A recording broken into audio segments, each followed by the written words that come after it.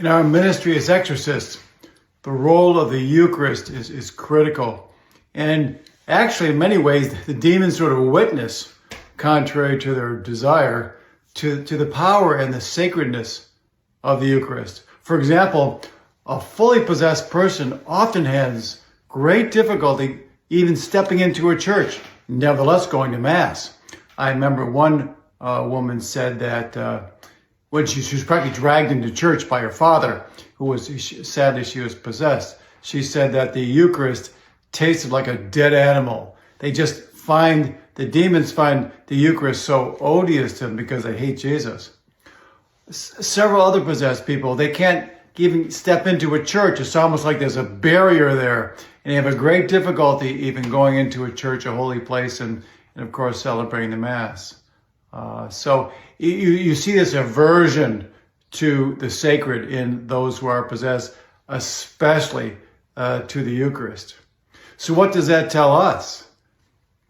We should have a great devotion to the Eucharist because it is Jesus, body and blood, soul and divinity.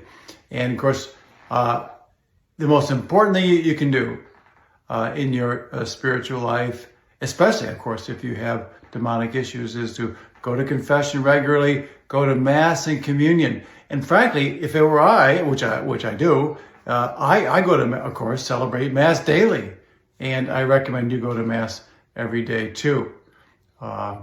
The idea in an exorcism is to create an environment that the demons can't stand and leave. And of course, when Jesus is taken into our lives, we take in the Eucharistic food, we become more and more transformed into Jesus.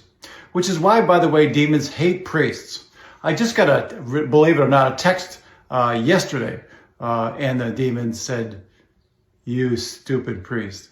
They often say it to me, "You stupid priest." You know, they hate priests. Why? Because we're especially configured to Jesus, and thus offer the Eucharistic sacrifice, that holy sacrament. So do a Eucharistic adoration. I do at least an hour a day, and I recommend you do as much as you can. Receive the Eucharist, treasure this great, great gift. It is Jesus himself, body and blood, soul and divinity, and what a wonderful blessing it is. So take in the Eucharist and give thanks to God. And may God bless you all.